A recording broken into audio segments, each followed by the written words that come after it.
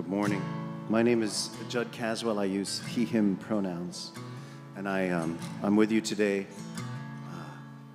from far away from my home state of Maine and my home congregation of the Unitarian Universalist Church of Brunswick, Maine, which we share with your own beloved Grace Lewis McLaren. Our prelude this morning is a song that I wrote on June 6, 2011. And I remember that date because my wife and I were woken up that morning with phone calls and texts from friends from church saying that our church had caught fire and burned and was destroyed that day. And I wrote this song that night. Longfellow's Bible was pulled from the fire in time. The new grand piano is likely to clean up just fine. The leaded glass windows are shattered and scattered and broke, and the old wooden pipe organ's gone through the roof with the smoke. When the UU burned down, a history was lost. 8 generations of sunlight and frost. When the UU burned down, the minister cried, 'cause stalwart New Englanders can't always keep it inside. Now there's a family of Priuses parked in a line down the block, as friends come together to weather the sadness and shock. Looking for answers, we hover, we poke and we prod. But of course, being you, there's nobody here blaming God. When the UU burned down, we were singing that song. Something about keeping on, keeping on. When the UU burned down, we gathered to see that the bleeding heart of this church is still beating today.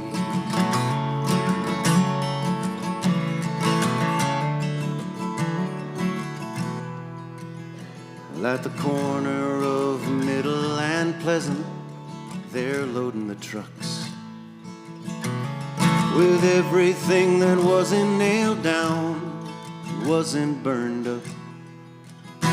You think of the years and the miles that we've walked down this road, and we're tired but proud that it's our turn to shoulder the load. When the UU burned down, the vision was safe as a light through a window while music is played. When the UU burned down, the mission was clear. Pick up the smoldering pieces and take it from here.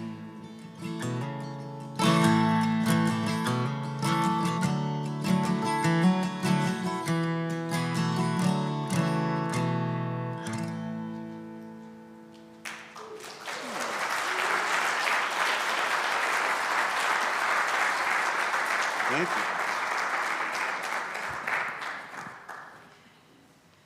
Good morning, friends. I'm the Reverend Justine Sullivan. My pronouns are she and her, and now you know why I have been working tirelessly to get Judd here to join us for worship, and he gave a wonderful concert last night. And also visiting with him is his wife, Marcy, whom we'll see a little bit later. This is one of the best parts of the job. Meeting people wherever I go and then bringing them together across sometimes great distances. And I should tell you that when I arrived in Brunswick, Maine to serve there, they were in the midst of that shutdown. Remember, did that happen here too? March of 2020, like so many ministers, the then minister Sylvia, who tried diligently to put on some kind of worship service from her living room, with her cell phone, and like the one that I led on that morning in March of 2020, it was probably not very good. And Judd, in his humble and lovely way, called up and said, I have a studio in my home and I do this kind of thing for a living. I could probably help you. And they said, yes. And so Judd became the worship department of the Unitarian Universalist Church of Brunswick. And when I arrived about a year into the shutdown, I just inherited his talent.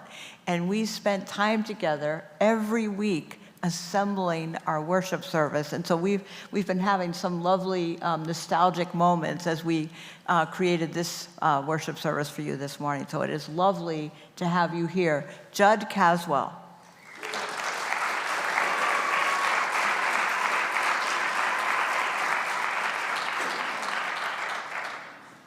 Our chalice lighting this morning is another song of mine. It's one that I wrote. Our church in Brunswick gathered many years ago for a day of togetherness to write a mission statement. And in the years following that, I thought it would be appropriate to set that to something that we could sing together. So this is to the tune of Londonderry Air, and it's Hear the Bell. And I apologize, it mentions winter, for those of you who don't know what that is. I'm sure you've seen the movies.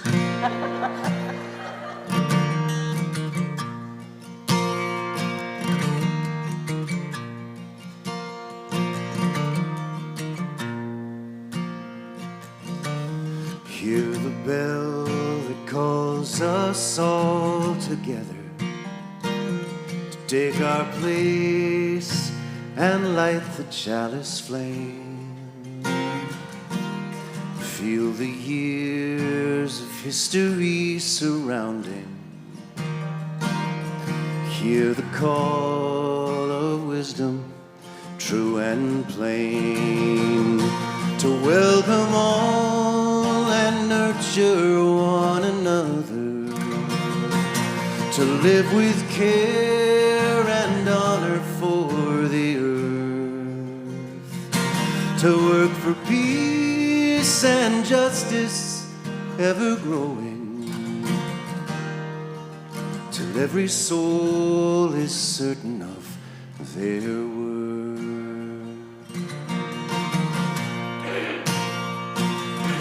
When hope is thin and threadbare on our shoulders, and winter storms have harried us too long, it's here we find our shelter from the weather, and find ourselves in silence and in song, to welcome all and nurture one another, to live with care and honor for the earth,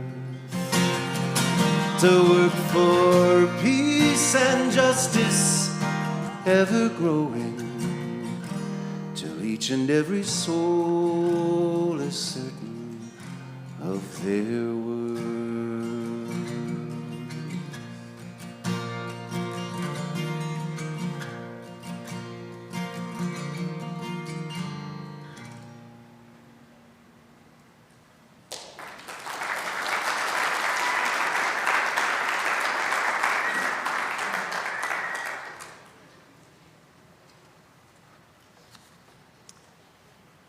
Con espíritu de reverencia, reconocemos que nos juntamos en la tierra de los Kumeyaay.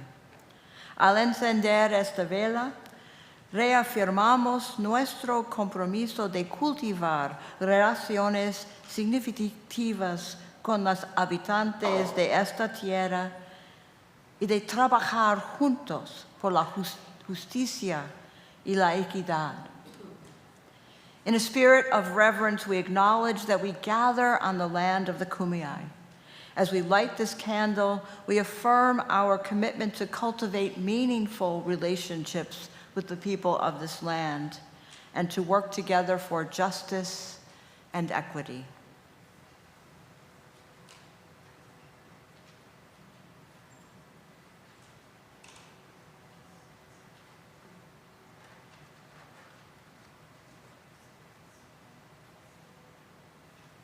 I feel like I've come full circle. We acknowledge the land of the Wabanaki, the people of the sunrise, and now the people with the sunset. It's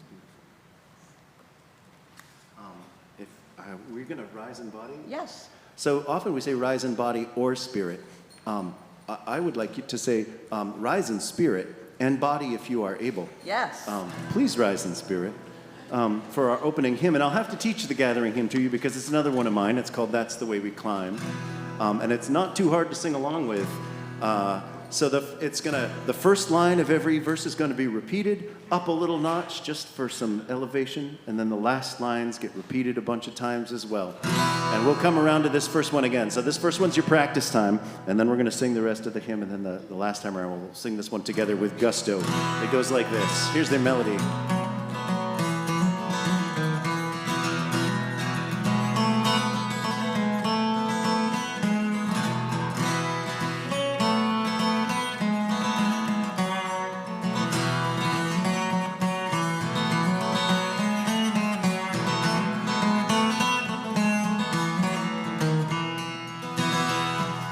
Looking at the mountain and it seems too steep to climb.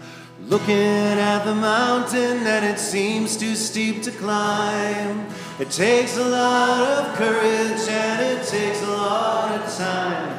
Put one foot in front of the other, 1 foot in front of the other, 1 foot in front of the other. That's the way we climb. Oh, you're fast learners. Looking at the sadness and it seems too deep to mend.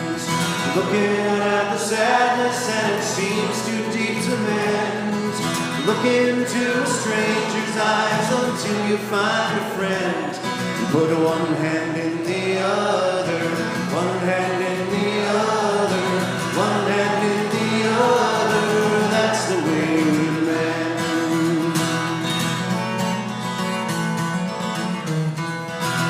Looking at our differences, it seems too hard to love. Looking at our differences, it seems too hard to love. But everyone's the same about the most important stuff. Listen to each other, listen to each other, listen to each other. That's the way we love.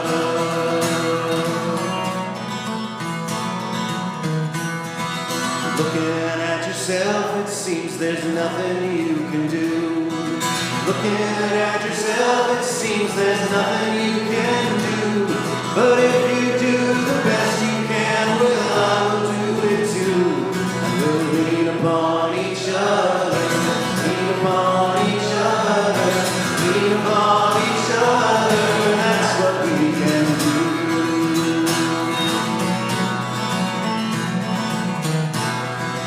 Looking at the distance and it seems too far to go.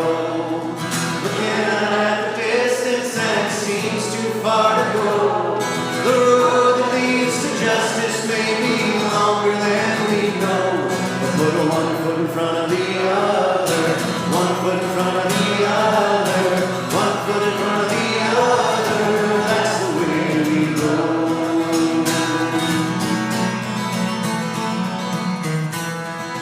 Looking at the mountain and it seems too steep to climb. Looking at the mountain and it seems too steep to climb. It takes a lot of courage and it takes a lot of time. Put 1 foot in front of the other, 1 foot in front of the other, 1 foot in front of the other. That's the way we climb. Put 1 foot in front of the other, 1 foot in front of the other, 1 foot in front of the other. That's the way we climb.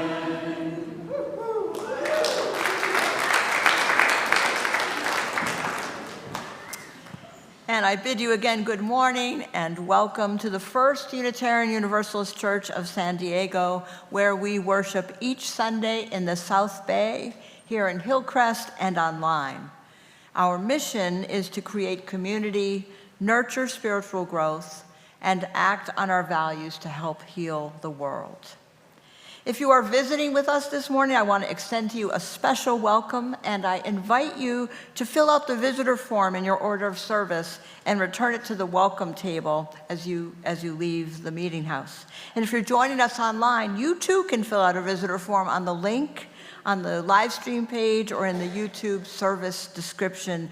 We would love to connect with you. Now, if you've been coming here for a while and are starting to feel like maybe this is your spiritual home, I invite you to consider becoming a member, to join in the number, to become a member of this beloved community. And if you'd like to learn more about what it means to become a member, or if you have questions about the process, you are invited to meet with Jan Garboski right up here in the front of the meeting house after the service. And Jan is right there. Welcome to this space. Bring all of who you are and all the beauty of languages, cultures, and skin tones that come together in your uniqueness. You are welcome here. In all of the ways you experience and express gender. You are welcome. In the beauty that is whom you love and how you love. You are welcome here. In all the ways you live, move, and experience your embodied self. With all of the religious and ethical traditions that inform your spiritual life. You are welcome here. Together, may we live into our shared values with love at the center. It is good to be together. And now we invite you again to rise in spirit or in body and to sing our church hymn first in English and then in Spanish, and then to say our affirmation together.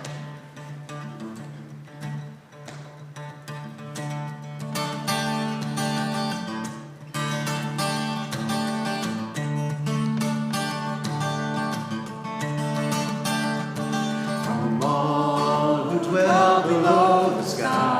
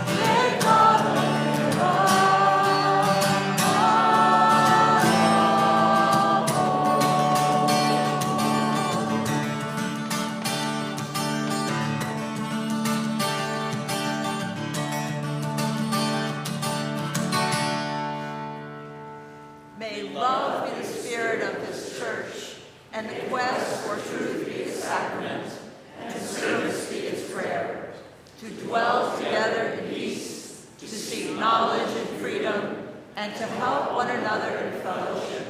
This is our aspiration.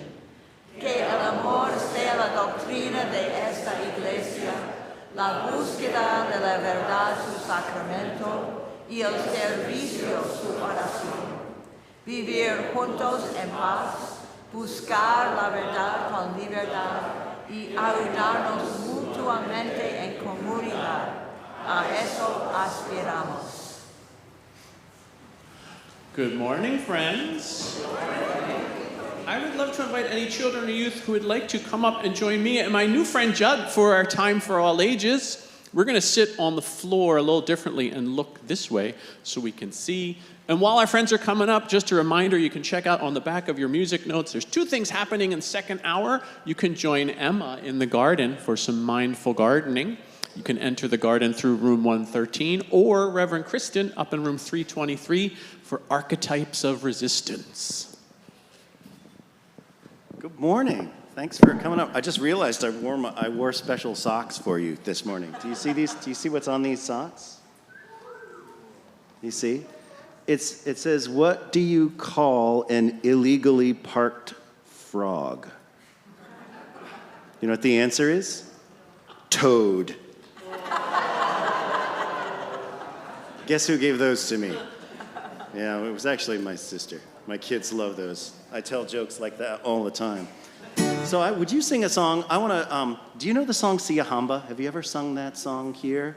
Sia Hamba is one of my favorite songs. And I love it because it's a joyful song and it's a bouncy song. And it's an important song. It's a song that comes from South Africa. And at the time that this song became spread all around the world, people were singing it to support South Africans who were fighting against something called apartheid. And apartheid is a word that means separation or separateness, being apart from each other.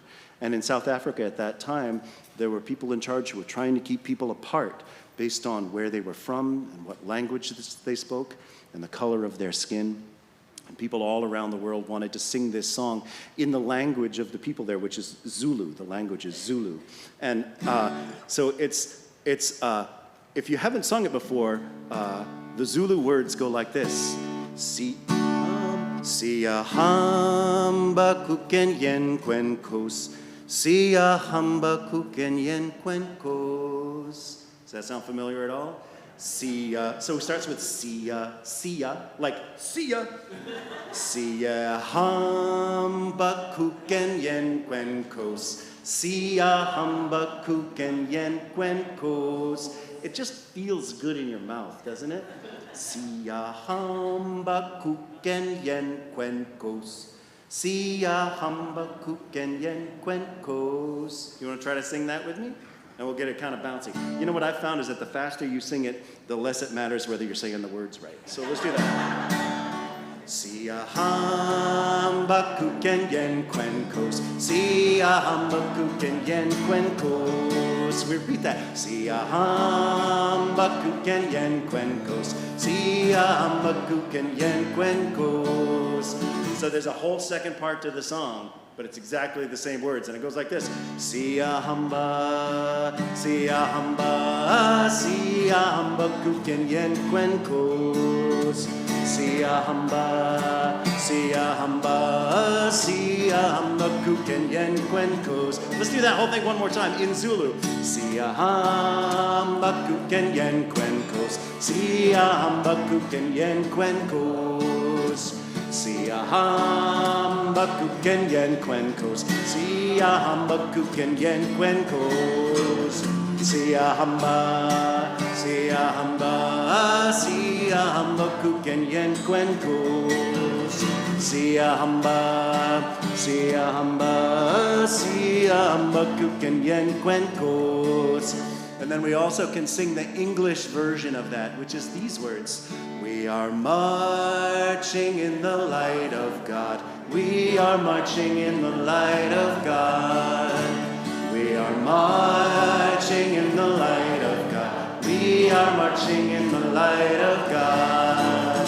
We are marching, ooh, we are marching in the light of God. We are marching, ooh, we are marching in the light of God. And what is great about this song, and what makes it a great song to sing together in lots of different places, is it kind of only has two important ideas in it. There's marching, and then there's in the light of God. And we can do other things other than march, right? What's another thing we might want to do? We might want to sing or laugh or dance or play. Anybody want to choose another thing that we can be doing? Anybody have a word? Smiling? How about smiling? Laughing? You want to be laughing in the light? Should we laugh? Let's do laughing, should we? We are laughing in the light of God. We are laughing in the light of God. We are laughing in the light of God. We are laughing in the light of God. We are laughing, ooh, we are laughing in the light of God. We are laughing,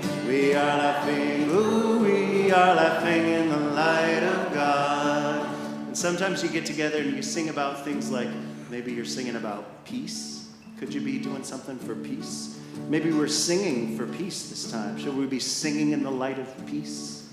Would you like to sing that one with me? Let's do that. We are singing in the light of peace. We are singing in the light of peace. We are singing in the light of peace. We are singing in the light of peace. We are singing, ooh, we are singing in the light of peace. We are singing, ooh, we are singing in the light of peace. How about dancing? Should we be dancing? Can you move a little bit? Dancing in the light of what? Love. How about love? Dancing in the light of love? One more like that. We are dancing in the light of love. We are dancing in the light of love. We are dancing in the light of love. We are dancing in the light of love. We are dancing, ooh, we are dancing in the light of love. We are dancing, ooh, we are dancing in the light of love. And maybe just one more time for our friends in South Africa. We'll sing their Zulu words one more time, should we? Do you remember them? Probably not. I'll tell you. Siyahamba kukenyen kwenkos. Siyahamba kukenyen kwenkos. Siyahamba kukenyen kwenkos. Siyahamba kukenyen kwenkos. Siyahamba, oh, siyahamba kukenyen kwenkos. Siyahamba, ooh, siyahamba kukenyen kwenkos. Thank you. Thanks so much for singing with me. Thank you.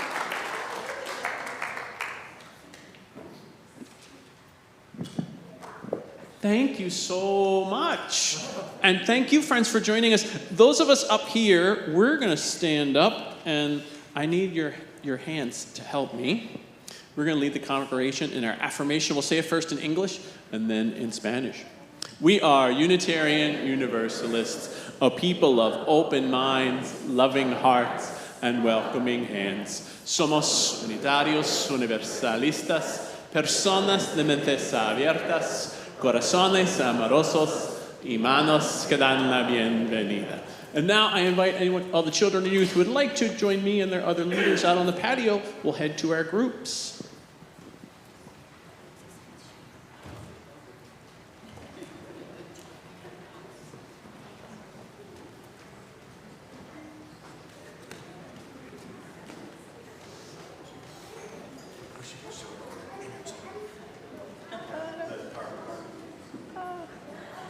Hello, I'm Marcy Caswell, and my pronouns are she and her, and I'm here with Judd from the Unitarian Universalist Church in Brunswick, and it is such an honor to be in this beautiful place you have. It's amazing. We're on like a little city block with no land around it, and you just have such a gift and a welcoming community, so thank you. I'm going to offer a reading by Khalil Gibran on religion. It may be familiar to some of you. And an old priest said, "Speak to us of religion." And he said, "Have I spoken this day of aught else? Is not religion all deeds and all reflection, and that which is neither deed nor reflection, but a wonder and a surprise springing in the soul, even while the hands hew the stone or tend the loom? Who can separate his faith from his actions, or his belief from his occupation? Who can spread his hours before him, saying, 'This is for God, and this is for myself. This is for my soul, and this other is for my body'? And if you would know God, look about you, and you shall see him playing with your children. And look into your space, and you shall see him walking in the cloud outstretching his arms in the lightning and descending in the rain. You shall see him smiling in the flowers, then rising and waving his hands in the trees.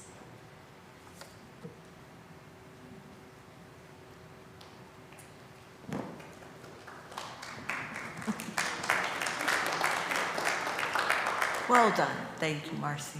This is just so wonderful to me to have you here.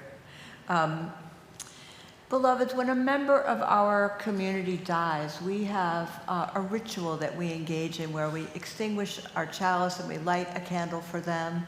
And you may have seen the announcement, but our dear one, Jack Sewell, died on February 17th. And I haven't yet heard from Maureen if she is here this morning.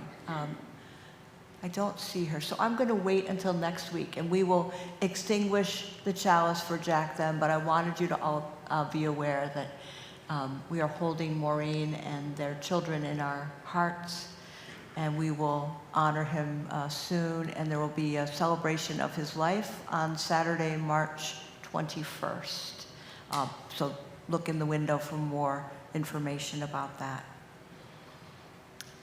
Lay ministers are available after the service to offer a listening presence. If you have something on your heart that you would like to share, we are here for you. And this morning our lay minister is Elise. She's up there and she's wearing the yellow scarf. We also offer an opportunity for you to get a tour of this beautiful campus to see some of the many gems, and Liz Jones is our tour guide and our resident historian and archivist, so don't miss out on a chance to get the tour with Liz. She'll meet you right up here after the postlude. One of the ways that we live our values here is by sharing our offering each week with an organization that works for justice. In the months of February and March, we are sharing our offering with UU Rise.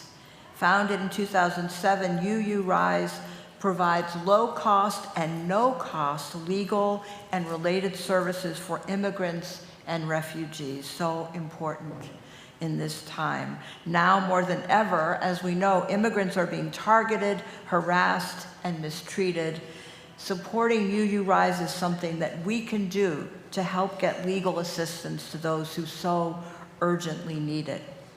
So you can give through text to give. You'll see the number on the screen. Or you can donate in person in one of the boxes there in the middle level. Or you can donate on our website, firstuusandiego.org. Thank you so much for your generosity. The offering will be joyfully given and gratefully received.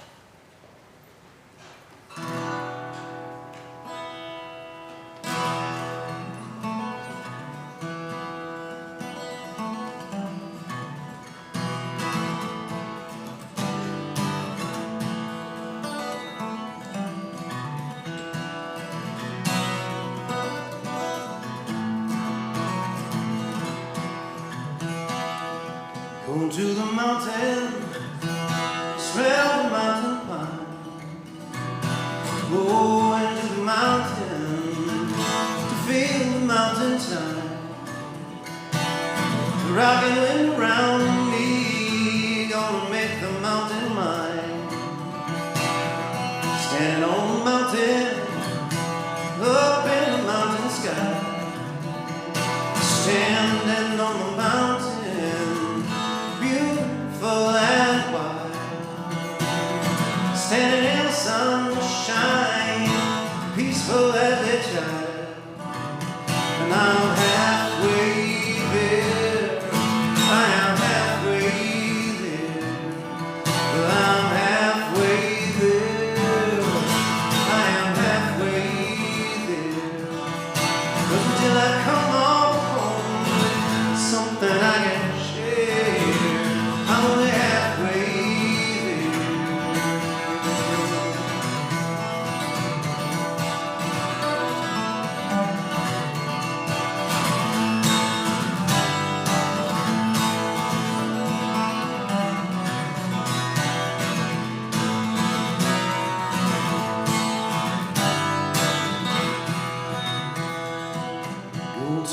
mountain, trouble on my mind.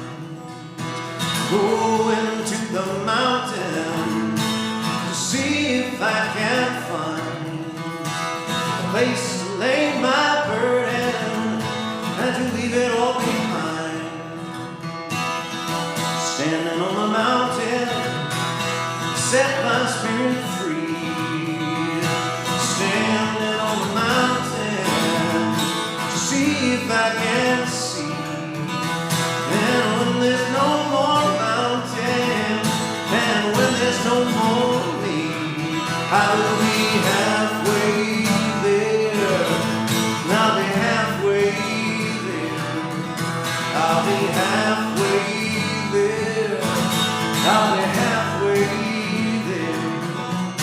'Cause until I come home with something I can share, I'm only halfway there.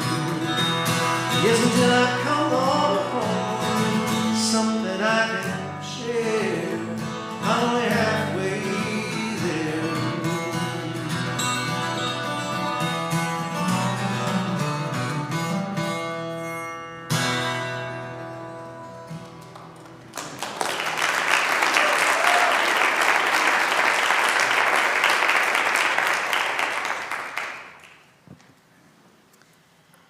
Let us enter into a time of meditation and prayer.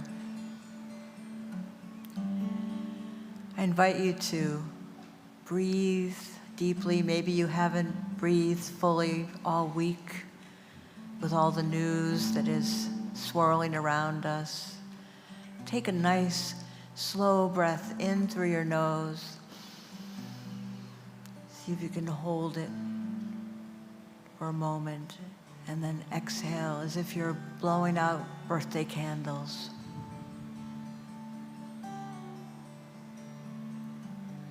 Do that a few more times at your own pace. In.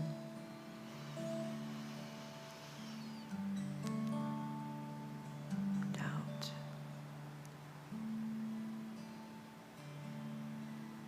Someone once asked Mother Teresa about her prayer life. What did she pray for? And she said, mostly, I just listen. And they said, well, what does God say to you?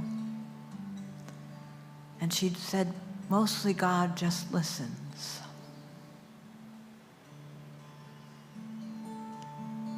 This is a time when we get to pause. Not to forget about the cares of the world, but to choose to lay them down for a moment and take in that which we need, to breathe deeply into our lungs, to feel it move through our belly and down into our legs and the bottoms of our feet, and then to breathe back in. To breathe in love, the love that is swirling around us all right now in this space. This is no time, beloveds, to go it alone. The world feels so scary, so dangerous.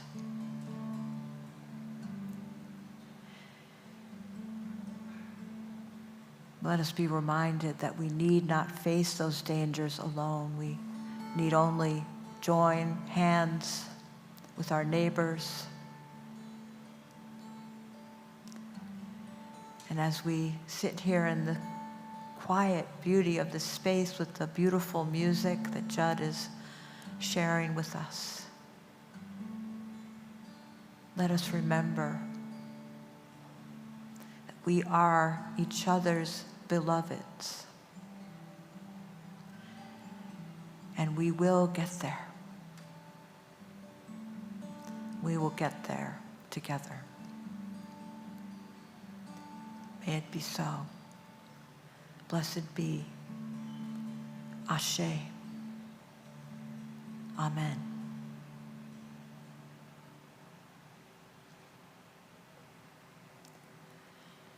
A reading from Shang Tzu, the Ox Cutter.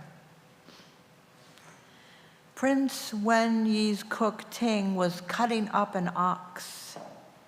Every touch of his hand, every ripple of his shoulders, every step of his feet, every thrust of his knees, every cut of his knife was in perfect harmony, like the dance of the mulberry grove, like the chords of the lynx head music. "Well done," said the prince. "How did you gain such skill?" Putting down his knife, Ting said, "I follow the Tao, Your Highness, which goes beyond all skills. When I first began cutting up oxen, all I could see was the ox. After 3 years, I had learned to look beyond the ox. Nowadays, I see with my whole being, not with my eyes.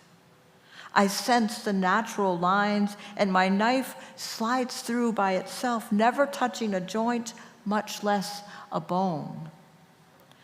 A good cook changes knives once a year. He cuts. An ordinary cook changes knives once a month. He hacks. This knife of mine has lasted for 19 years. It has cut up thousands of oxen, but its blade is as sharp as if it were new.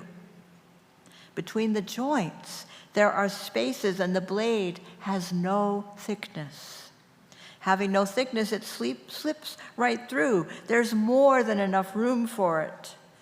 And when I come to a difficult part, I slow down.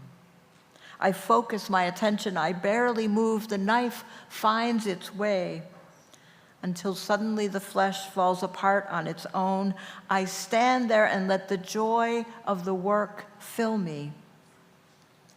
Then I wipe the blade clean and put it away. "Bravo!" cried the prince.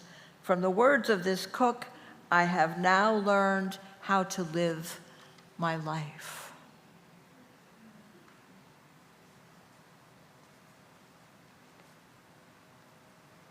Thank you, Justine. Our thought to ponder in the order of service today is by Louis Neiser. I'm gonna modify it just a little bit. One who works with their hands is a laborer. One who works with their hands and their brain is a craftsman. But one who works with their hands and their brain and their heart is an artist. Now, I love this quote, and I hate this quote kind of in equal measure. I think it's why it stuck with me. I first found these words at an art gallery in Rockville, Maryland.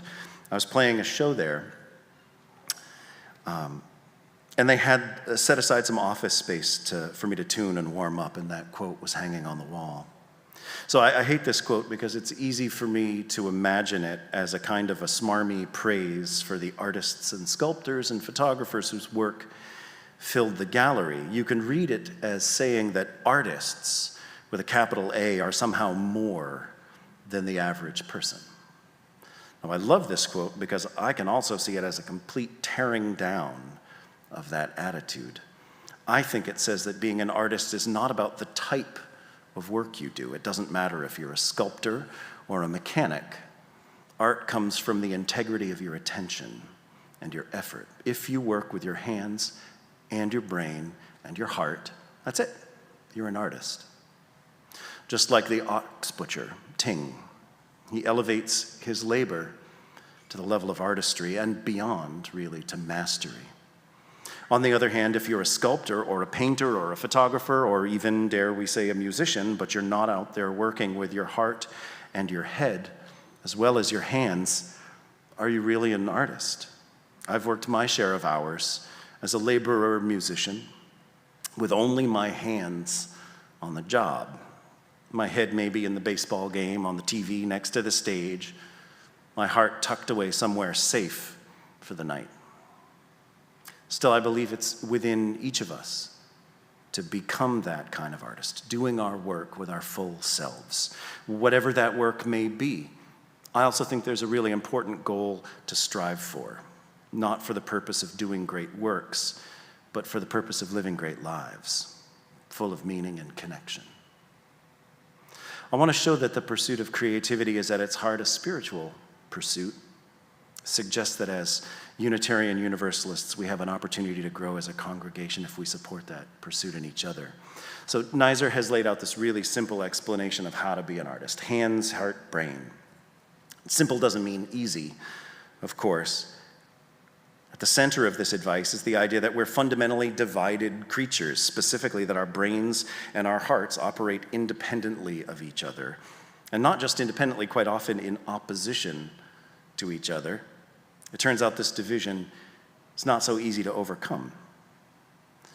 Every practice of creativity confronts this duality within the artist. There's a part of us that clearly holds our idea of self and a part that's somehow other. And it's this other that seems to provide us with our flashes of insight and inspiration. What is this other part? Now, Mary Oliver described. Now, is Mary Oliver also kind of a patron saint of Unitarian Universalism around here as well? That's if we have a religious text, it's Mary Oliver. So she describes this other part of ourself as, quote, that wild, silky part of ourselves without which no poem can live. That wild, silky part of ourselves without which no poem can live. Another favorite writer of mine is named Dorothea Brand, and she describes the conscious and the unconscious like this. She says, the unconscious is shy, elusive, and unwieldy. But it's possible to learn to tap it at will and even to direct it. The conscious mind is meddlesome, opinionated, and arrogant, but it can be made subservient to the inborn talent through training. I hold out hope for that still. Plato saw inspiration as coming from outside the artist entirely, a kind of madness, a demonic possession by the muses. And this idea, of course, is so resonant that 2,000 years later, we still credit the muses for our best ideas. I have to say, though, my favorite way of looking at this division is from a British work of fiction from 1928. Okay, now in this scene, the first speaker has just overheard the singing of a lovely bit of verse. It goes like this. "Hello, Pooh," said Rabbit. "Hello, Rabbit," said Pooh dreamily. "Did you make that song up?" "Well, I sort of made it up," said Pooh. "It isn't brain," he went on humbly, "because you know why, Rabbit. But it comes to me sometimes." "Ah," said Rabbit, who never let things come to him, but always went and fetched them. Rabbit brain and Pooh brain, which of course isn't brain at all, but something else. The poet waits while the rabbit runs and fetches. But this is more than just advice on how to write poetry, it's spiritual training as well. The Tao Te Ching says, rushing into action you fail, trying to grasp things you lose them, therefore the master takes action by letting things take their course. So Winnie the Pooh, poet, Taoist master, bear of very little brain. Dorothea Brand's conscious and unconscious are also echoes of the spiritual tradition. The Bhagavad Gita says, the mind is restless, unsteady, turbulent, wild, stubborn. Truly, it seems to me as hard to master as the wind. And the Gita prescribes yoga and meditation and a devotion to a religious path to achieve mastery. Whereas Dorothea Brand wants to get you there by offering simple practical advice on writing. She knows that creativity arises from controlling the conscious mind to allow the unconscious to blossom. Of course, science weighs in on this as well. There are many physiological explanations for how we can be quite literally of two minds. Probably the most famous one is that split between left and right hemisphere in the brain. In the book Riveted by author Jim Davies, he tells the story of a woman whose left brain was nearly shut down by a disastrous stroke. And part of her experience of this was a new feeling of powerful oneness with the world. This resonates with the idea that the left brain is responsible for our sense of self as being separate from the world. The left brain's also our language center, so it's the home of our running narrative about our lives. A narrative that helps us make sense of the world, but one that can also be overwhelming. when her left brain was shut down for a time, she experienced something that Buddhist monks strive for, quieting the chatter of the mind to reach a deeper spiritual presence. Apparently, even the Dalai Lama is still holding out hope that modern science is going to find a shortcut to the hours of meditation that are required to achieve that state. So with even him open to new paths of enlightenment, I feel comfortable suggesting that we contemplate a discipline of creativity as a spiritual practice. Maybe the best book on this, or certainly one that I first came across, is called Writing Down the Bones by Natalie Goldberg. Goldberg was a Zen Buddhist until her master asked her one day, "Why do you come to sit meditation? Why don't you make writing your practice? If you go deep enough in writing, it'll take you every place."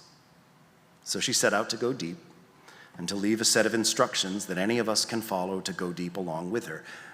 These are her rules. It starts with a timed exercise, and it's very simple. You keep your hand moving at all times. You don't cross out what you've written. You don't worry about spelling. You lose control. Don't think. Don't get logical. Go for the jugular. By which she means that when something scary or vulnerable starts to appear in your writing, you steer toward it and not away from it. You set a timer for 10 minutes, you do it, and then you walk away, and you do it again tomorrow. It's not about craft. It's not about being a great writer. It doesn't have to be about producing any finished piece of work at all. It's about burning through your internal censor, blowing by your social politeness, plowing on past what you think you're supposed to think, and to feel a more genuine place, to find a more genuine place. You could say the goal of the exercise is to wear down the chatter of your left brain that thinks it knows all the answers, to run down that rabbit that is so worried about what other people think that it never stops long enough to figure out what you think. I think of it as attaching an anchor to that racing inner monologue. And if you win that battle and calm the critic and shut up that nattering know-it-all of a left brain, what do you accomplish? Well, in the best moments, maybe a kind of presence, a clarity of seeing, an insight. In our opening words, Khalil Gibran asked us to look for God all around us, in our children, in the rain, in flowers and trees. Maybe this exercise is a way for you to do just that, to be more present with the world and come closer to that idea of God. In his book, Letters to a Young Poet, by Rainer Maria Rilke, he offers this advice: come close to nature. Then, as if no one had ever tried it before, try to say what you see and feel and love and lose. Write about what your everyday life offers you with heartfelt, silent, humble sincerity. And when you express yourself, use the things around you, the images from your dreams and the objects you remember. The humility and simplicity of that advice carries echoes to me of just so many spiritual traditions. There's a detachment there, a surrendering of the self in an offering that's very like worship. It reminds me again of the Bhagavad Gita, which says, when a man has let go of attachments, when his mind is rooted in wisdom, everything he does is worship, and his actions all melt away. God is the offering, God is the offered. Poured out by God, God is attained by all those who see God in every action. So I feel like I've got permission from high on here, because Ralph Waldo Emerson says that we should make our own Bibles, that we should each select and collect the words and sentences that in all your readings have been to you like the blast of a trumpet. Once you accept the pursuit of creativity as a spiritual calling, you have a wealth of new religious texts to draw from. So my favorite, probably, and one that offers insight that extends well beyond the boundaries of writing, is called The War of Art by Stephen Pressfield. Anybody know that book, The War of Art? Yeah. It's not The Art of War. You know that one. You've heard that one. Very clever to switch those two things. So Pressfield is a firm believer in Plato's muses. He sees inspiration as a supernatural process of good The war in his war of art is between the muse and its opposite, a force that he calls resistance. Resistance, according to Pressfield, arises in each and every one of us to oppose every higher impulse we feel. It's the thing that doesn't want us to write or create or diet or exercise or make any kind of real progress.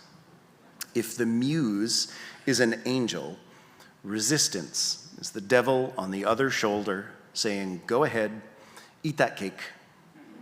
Take the morning off. Take the day off. Take your life off. Pressfield's whole book is about beating resistance, and you beat it by recognizing it as the enemy and refusing to listen, by sitting down and doing the work today and then sitting down and doing the work again tomorrow, because resistance is everywhere, and Pressfield says it's what's keeping you from being the you need to be. And I think that's maybe the ultimate goal of any creative or spiritual practice, as you reconcile the war between your two sides. Isn't the highest possible outcome that you might learn something important about yourself? Maybe something very important. Who am I? Why am I here? The Tao Te Ching says, knowing others is intelligence. Knowing yourself is true wisdom. And the Bhagavad Gita agrees. It's better to do your own duty badly than to perfectly do another's. I'll say that again. It's better to do your own duty badly than to perfectly do another's. You are safe from harm when you do what you should be doing. The divine spirit is like a wind, and we are all musical instruments being played by that breath. We have our own sounds and our own songs, but the air that moves us is the same. It's our job to sing the song we were made to sing. Finding that song is important work, and so is singing it. Stephen Pressfield says, creative work is not a selfish act or a bid for attention on the part of the actor. It is a gift to the world and every being in it. Don't cheat us of your contribution. Give us what you've got. So I suggested that pursuing creativity can not only enrich our personal spiritual lives, but also our congregational life. I began thinking about this when I was reading Jim Davies' book. Now, the full title of that book is Riveted: The Science of Why Jokes Make Us Laugh, Movies Make Us Cry, and Religion Makes Us Feel at One with the Universe. His view on religion is that the most successful religions have risen to the top through a kind of natural selection. The ones that are most riveting get spread and shared and passed along. And in reading his book, I got a bit concerned for our lot as Unitarians. Because one of Davies' principles is that we are riveted by people, and in religion this will show up as human scale gods and spirits. Religions are riveting when they describe the cosmos in human terms, and this makes it hard for religions without humanized deities. So maybe strike one to the UU. And Davies says we are riveted by things we hope to be true and things we fear to be true. When we're afraid of something, we see it as very important to our survival, right? So in religion, this shows up in many ways, none as striking as the concept of heaven and hell. Religions that offer these powerfully compelling stories have advantages over those that do not. So strike two for the UU. But he also acknowledges that we're riveted by the kinds of experiences that I've been describing here this morning: transcendence, awareness, presence. I believe that striving for these goals along a path of creative discipline is in perfect keeping with the spirit of universalism. I think working creativity into our church life can expand our church's outreach, introduce us to people who don't yet realize they are Unitarian Universalists too. It's funny. When I think about this, I think about what would a Unitarian Universalist missionary look like? And my answer is that we would go door to door, knocking on the door, and when the people answer, we ask them if they have any religious material that we could borrow.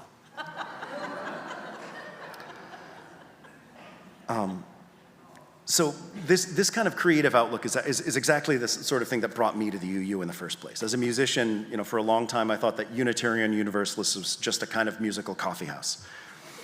And it took me a while, but eventually I came to realize that the same place supporting my kind of music might also support and enrich my worldview and offer me a spiritual home.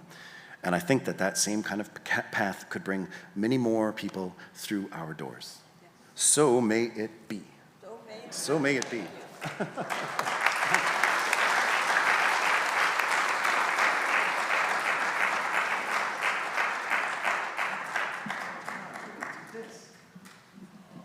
So if Mary Oliver is our sacred text, then this is probably one of our theme songs. So please rise in spirit and stand if you would wish to, and join us in our closing hymn, Blue Boat Home. By Peter Mayer, the amazing.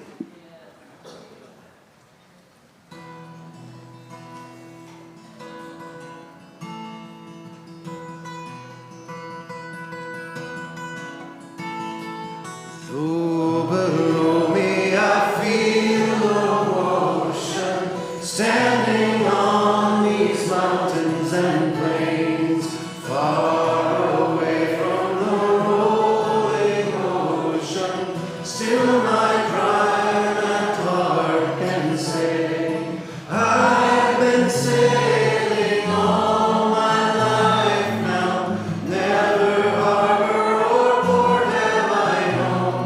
The wide universe is the ocean I travel, and the earth is my blue boat home.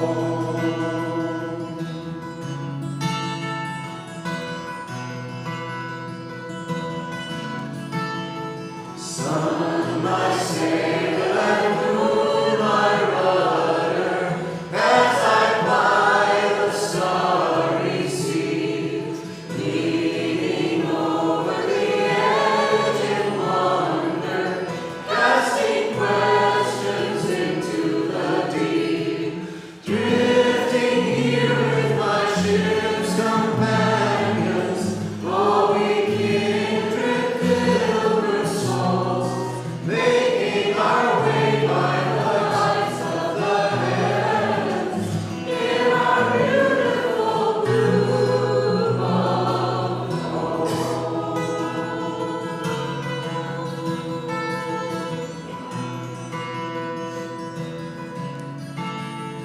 I give thanks to the waves upholding me, hail the brave winds urging me on. Breathe the infinite sea before me, sing the sky my sailor's song. I was born upon the fathoms, never harbor or port have I known. The wide universe is the ocean I travel, and the earth is my blue boat home.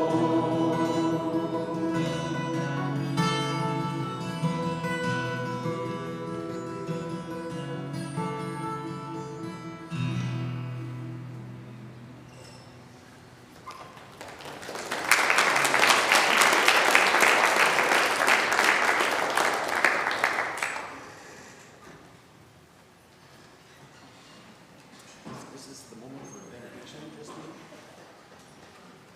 Chalice extinguishing and the closing, then the post Post. home stretch, Do we have a moment for when does the benediction fit in? That's not right now. right now. Yeah. You do it from there? This is all very carefully orchestrated.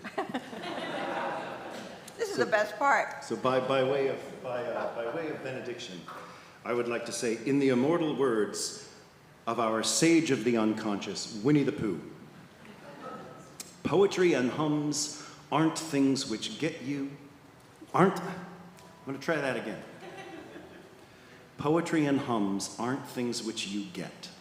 They're things which get you, and all you can do is go where they can find you. May this church always be a place where poetry and hums find you, where the veil of separation opens to the oneness of a deeper community, and the pursuit of your own truth is supported and enriched by the separate truth-seeking of each other.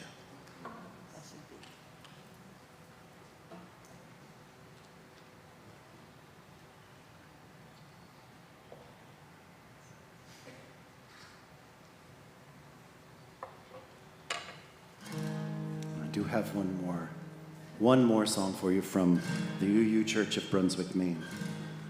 When the new building was completed in 2014, Reverend Sylvia Stalker asked me if I might write a song for the dedication of the new building. And the building had been there for a very long time, and our church bell survived the fire and was brought down, and it was reincorporated into the new building. And when it was brought down from the bell tower, it was discovered that there was an inscription on the bell that we had no record of. We didn't know it was there. And the inscription is written right up there on the page. Bring joy and peace to the world. And I thought there really was probably no better sentiment to put into our song for the dedication of the building.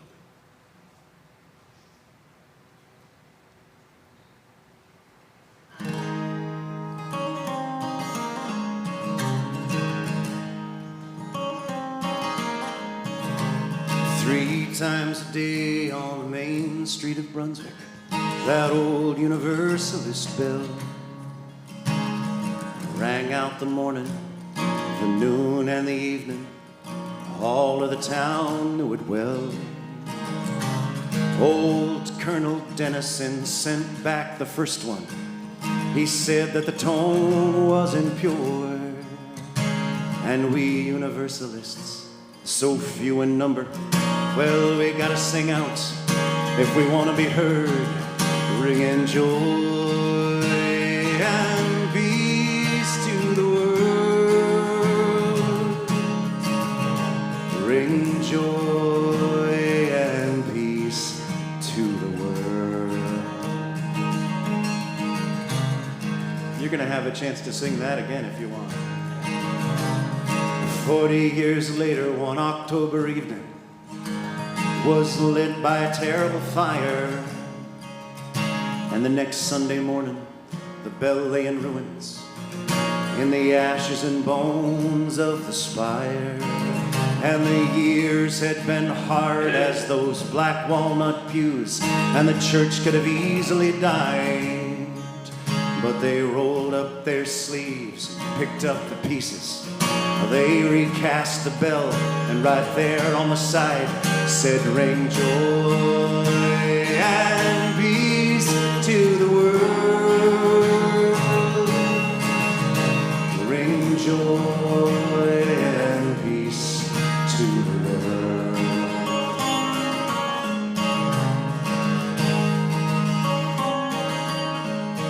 And that bell rang in change for 125 years, rang out freedom with a beautiful noise, and it rang out in hope, and it rang out in sorrow, and it rang till the next fire took its voice.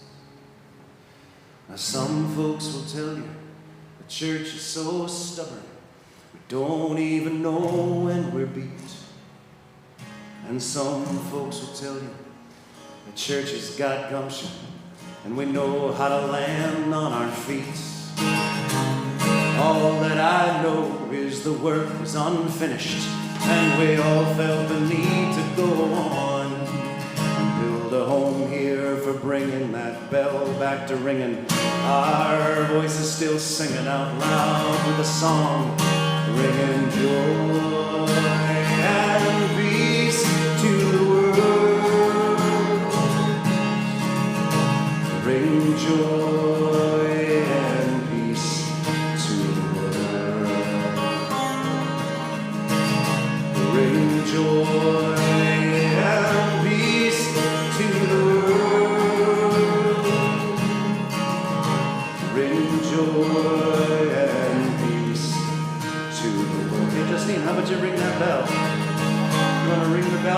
Finish it, sing it one more time. Bring joy and peace to the world. Bring joy